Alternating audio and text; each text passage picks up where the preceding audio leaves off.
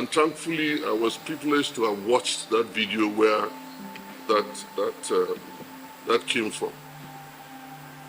I mean, a woman who stood up in church and supposedly was giving a testimony of how she went through challenges and now has graduated from an open university or so. And the man of God sitting in that congregation himself sensed that there was something wrong with the supposed testimony. And what he said is also something that is complementary of the legal profession in a way. Because he said the way the person who was testifying spoke, the English that she spoke, bad as the situation may be, was not reflective of an English spoken by a lawyer. And that was how he now posed the question. And himself also acting like a lawyer that has mastered the skills of cross-examination, and asked her to describe, because he said, okay, if you read medicine, it should be MBBS. Now that you have graduated and you have a law degree, what is it called? The person said, BSc. So, should we be answering the question whether there is BSc in law? I don't think so. It is not the Council of Legal Education that said so.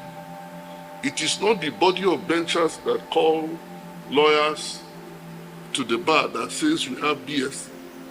It is not NDA that said so. The person who attempted to arrogate BSc law to herself was found to have lied.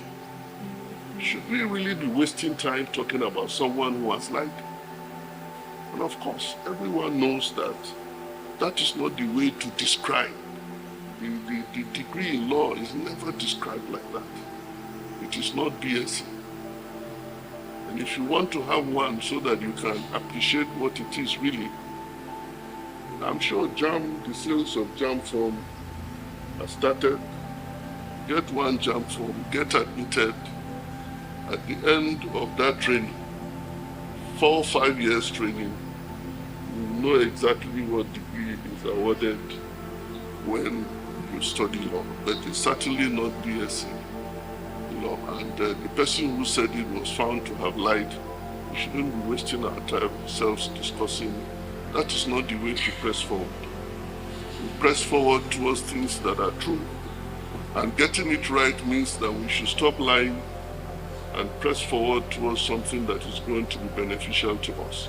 Discussing on social media a lie, an obvious lie, will not take us anywhere. It's like putting your hands on the plow and looking back. We will not make progress.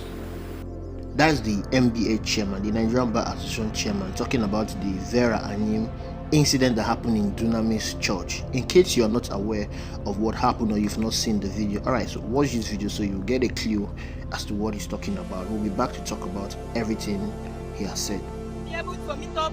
Some of my mates finish and I keep on like that. And yesterday, God declared me. Well, she said that embargo was there in the course of her program.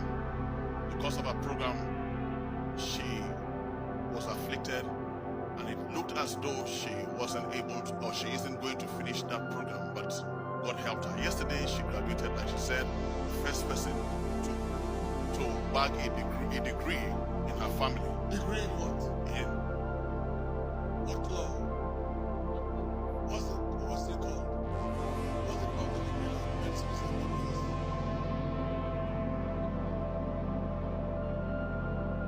Give her the mic. What kind of degree is it? Medicine is MBBS. BSc, sir. BSc in law, sir. So the testimony is a lie. There is nothing like BSc in law. You either have LLB or BL. It's a lie. The testimony is a lie. Please go back to your seat. BSc law. Is that how lawyers speak English? Please. share a testimony that is not true, you do it at the risk of yourself. At the risk of yourself. We are not playing here. We are not faking anything here. When she started her testimony and she's talking law, I knew there was nothing like law. No matter how bad it is hasn't got to that level. You say you got a degree in law. What degree? BSc. Is there any lawyer here who has a BSc in law? Alright, so that was the genesis of the whole incident. But let's look at Vera. At the one hand, they will come to the MBA chairman.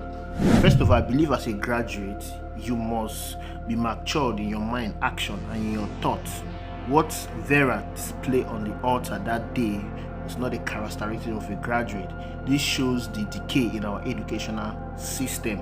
A lot of persons, tried to defend her, saying that English is not our mother tongue. Yes, but English is the official language of Nigeria. The same way you have French as the official language in the Niger Republic and on the other francophone country, that's how you have English as official language in the anglophone country. So we must as a graduate, you must learn to represent that. When you are speaking, you represent that.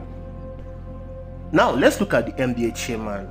He is commending the pastor for what he did, defending the pastor, that the pastor is defending the MBA profession.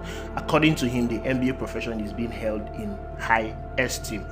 I think that was then, not now. He, the MBA chairman, do not have the moral justification to criticize Vera. What Vera shows there is exactly what is happening in the MBA. The MBA has fell off. The MBA is not that powerhouse that we used to know before. The MBA is not that high echelon profession that we used to know before. They don't have the moral justification to criticize Vera, because under the MBA watch, we have seen worst ruling in Nigeria history. We have seen kangaroo judgment. We have seen conflicting judgment. Let's not even go far. The 2023 general election shows the decay in the MBA, where judges defend unconstitutional election, where justice legalized illegality in Nigeria. It was clear that INEC backtracked on the promise to use the electronic transmission of result. It was what was in the constitution, what was signed. But the MBA, in order to legalize an illegality, they upheld that election, and they said use of electronic transmission of results is at the discretion of INEC. Look at the word, the discretion of INEC. That means INEC can deem it fit whether to use it or not. So why is that particular act in the Electoral Act? The civil societies, the political parties, the legislators, they all spent time to ensure that the electronic transmission of results was included in the Electoral Act. But INEC reneged. But the lawyers, the judges, decided to legalize that illegality. So tell me, which is better? The unrefined Vera Anyim or the refined MBA? Yes, according to him, the MBA profession is a refined profession. That if you are representing the MBA profession, you must represent them in your spoken words and in action. So how has the MBA profession been representing Nigeria? How has they been defending the Constitution of the Federal Republic of Nigeria? As it stands now, the judicial system in Nigeria is in comatose, is dead. Is dead. Before, the judicial system is being seen as the last hope of the common man. But now, the judicial system is for the highest bidder. The highest bidder. Senator Bukachua, on the floor of the National Assembly, said he encroached on his wife's jurisdiction. The wife is a president of the court appeal. That he uses his influence with the wife to influence judgment for his friends. That was said on the floor of the National Assembly. To date, nothing has been done about that.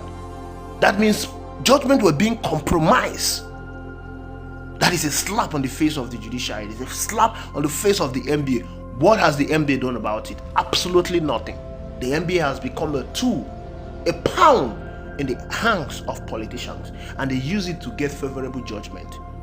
So he has no moral justification whatsoever to criticize Vera Anyim. Irrespective, yes, she goofed, yes, she shows lack of adequate education. But the NBA chairman do not have that moral justification to criticize her, because the NBA as a whole, they've not been representing that noble profession, that noble law profession. As it stands now, studying law in Nigeria is a joke. It's sad to say, but that noble law profession has fell off. Apologies to every one of you that are lawyers. I respect law, but yet the truth need to be said. And that is a fact that lawyers in Nigeria are not representing enough anymore. That profession has fallen off. It's a pity, it's sad, because the judicial system is one of the strongest institutions in the whole world. When the judiciary is compromised, the whole world is compromised. That is the reason why today we don't have rule of law in Nigeria, because our judicial system is compromised. So if they feel bad about what is happening, they need to go and rejuvenate the judiciary. That is the only way we can get back our lost glory in Nigeria. Thank you for watching. Please ensure you like, subscribe, and drop your comment reaction in the comment box. I will see you in the next video.